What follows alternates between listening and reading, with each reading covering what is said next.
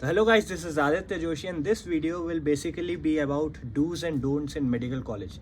So I didn't have anyone to guide me through the prospects of being a medical student, and I had to figure out everything on my own. I had to steer myself through seniors, ragging, everything. So in this video, maybe you'll get a glimpse and insight on what to do and what not to do, how to know about certain things. So starting off, you should know that seniors are always right. This is something that everyone talks about but doesn't talk about enough, I think, because seniors, you will need them in later parts of your years. You will need them because they are the ones who know everything about the inside exams, professors, their favorite topics, how to prepare the notes, everything. So you do need inside connections and seniors. So that's why you should be careful as to not get into fights with them. Not, you should just learn to coexist with them. That is something that I have learned, and some of my friends couldn't learn and they did it the hard way. So I'd suggest that you should have a good connections with the seniors. Second thing is, you should be able to balance things. For example, a lot of my friends, a lot of people, they once they get into the medical college, they had this mindset that, yeah, we have studied so much for neet, we dedicated so much time, we wasted so much time for studies and being confined in this 4x4 walls of our homes. Now we need to experience new stuff. That is totally understandable. I mean, I also wanted to experience new stuff, to explore the city or walk with friends, to get into relationships and everything. But a majority of ideology behind it is the fact that you have to balance things. For example, you can't just focus more on exploring and enjoying the stuff and leave out the good or important knowledgeable stuffs like anatomy.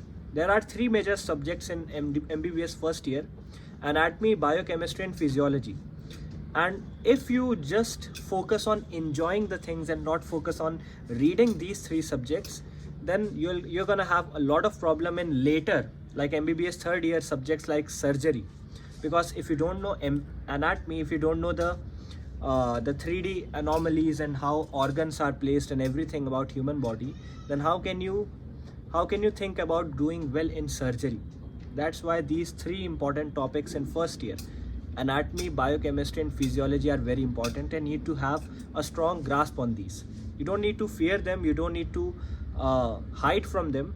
You just need to be prepared well in advance. So I'd suggest that before your year starts, you should start your anatomy and balance stuff out. Like, you should go to parties. You don't have to be a nerd or just stay away from parties altogether, have no social circle, no social life, no friends. You don't need to be that guy who is scoring 100 out of 100 in every exam but doesn't have any friends to hang out with. Those are the people that I don't support. But you should have a strong balance between these two. Third thing is, you shouldn't let go of your hobbies. I've seen a lot of people who just let go of their hobbies once they get into a medical college. The reason behind this is, what they told me is that they don't get enough time to pursue their hobbies anymore. They don't get enough time to pursue art, sketching or whatever that they wanted to do. Instead, I should tell you guys to explore new things. Explore the hidden qualities or talents that you might have that would perhaps add something to your portfolio. Because if you're into giving competitive exams apart from next or neet PG like MRCS and everything, then you're gonna have to sit in interviews. And if you're not able to communicate properly, if you're not able to show something that will interest the other person, then you're gonna do terrible in interviews. So that's why I think you should develop and harbor these hobbies. For example, I started YouTube. A lot of people start YouTube in MBBS because they have this lack of interpretation and lack of talking to others. Yeah, they can't express their ideas. They have beautiful images and ideas in their mind, but they are unable to put them into words, form them into sentences.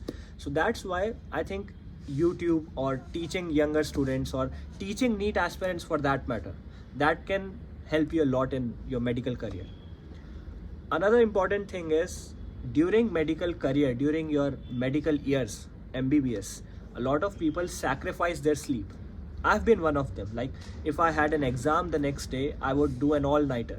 I won't sleep for even a single second for half an hour, because I know myself. If I fall asleep, if I just plan that yes, I'll sleep from 12:30 to 1 a.m., then I won't be able to wake up at 1 a.m. I'll just wake up at 7 a.m., 10 a.m. and it'll probably ruin all the scope of scoring well in that viva or examination.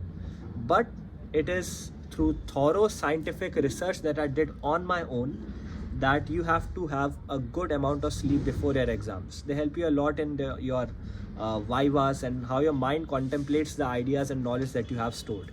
So in order to retrieve the information that you have in your mind, you should have a good night's sleep. That's why I would suggest you guys to plan and have a really good time management skills. Develop those time management skills.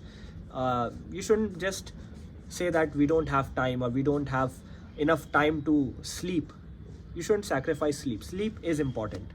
Another important thing is, apart from sleep, the fact that you should be able to work out and have a strong physique. This is something that students often lack in, especially medical students. They are really good at studies, but they lack in physical activities and physical strengths. Your body is your biggest, asset. Your body is your biggest asset. You should be able to live a healthy lifestyle. You shouldn't just study all night or just focus your mind into studies. So I think having a strong physique, going to the gym regularly, maybe running, walking, yoga, anything, breathing exercises, those help out a lot. And even if you are stressful and anxious, in that matter also, having a strong physical workout routine will help you a lot. Lastly, I would suggest you guys to enjoy your journey. This is something that people don't do. They are so focused on creating their career and so focused on finding that end point, that final position, that they don't enjoy the destination. They don't enjoy the process.